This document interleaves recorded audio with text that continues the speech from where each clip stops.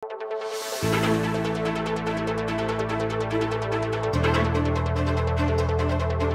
would like to say na naging very successful, no, yung mga ginawa nating activities for Labor Day, lalo na yung mga job fairs natin na ginawa natin sa lahat ng provinces dito sa Region 3. Iniing masaya ng Belitang Department of Labor and Employment o DOLE Region 3 Director Geraldine Palilio, di kiking job fair ang merapat, anyang Mayo 1 o Aldora, Rantala Pagobra. Agpangkang Panlilyo, miras laki migit 4,000 de registered job seekers at keng mismo ngaldong ito, mapilan karela ring tambing minatanggap king obra. Mula naman dun sa 4,100 na yon, meron tayong hired on the spot na 262. So, masayang ibalita na syempre, una lamang yung mga hired on the spot, pero meron yung pwedeng near hires, yung pwede pa nilang ituloy-tuloy yung proseso. So, yun yung ating masasabing successful indicator din ng ating mga job fair. Balaos na pamuring mararapat ding aktibidad ng DOLE, ngening aldo.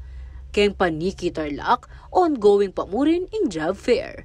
Pero man dapat may ganakaring katagal, uling atin pang marapat atutuking job fair activities, karimiyalo ang probinsya all year round. So paghanda nila yung face-to-face na or on-site job hunting, pero pwede din naman silang mag-register online doon sa ating fieldjobnet, no, fieldjobnet.gov.ph.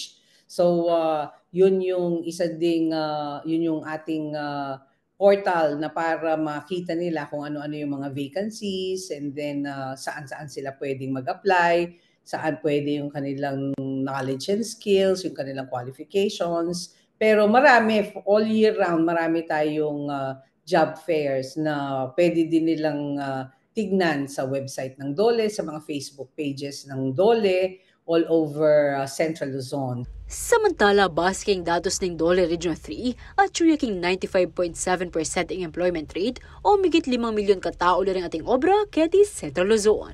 At naman king 4.3% ang unemployment rate o miras king magit 2,000 katao. Bistama nating libo-libong job vacancies available, bakit kaya atin pamuring alang obra? It's because, yun nga, either hindi nila choice yung bakanting trabaho or hindi naman naaayon sa kanilang kaalaman at sa kanilang kasanayan. Aminado yaing DOLE ang problema pa rin ng job mismatch king kasalungsungan.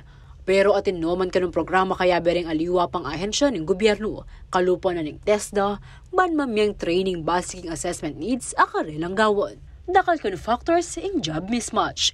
Pero nung porsigido yaing meto nga individual ay developing karelang skills, basic ang kasalungsungan demand ng obra, medinan la pamuring kanong oportunidad deniya. Inya payo na ng DOLE. So if ever nakikita natin na yung mga available jobs ay hindi pa naayon dun sa gusto natin dahil or wala tayong kasanayan, pwede naman natin yan na gawing opportunity, no, para ito ay makapag-develop sa atin further. So tingnan natin yung mga training programs ng DOLE, ng TESDA, of course, and then tingnan din natin kung paano natin ma-develop yung sarili natin in order to be able, no, to fit dun sa qualification requirements. Dagdag paganakanap pa ng DOLE karen job hunters, pagsadya na rin paratang pang job fairs ng gobyerno, isadya rin dokumentong kailangan, maging presentable at yung peka maulaga, isadya yung sarili ba nga impress inke kayong future employer, at takwa inke kayong dream job. Ako inke kayong talasuyo,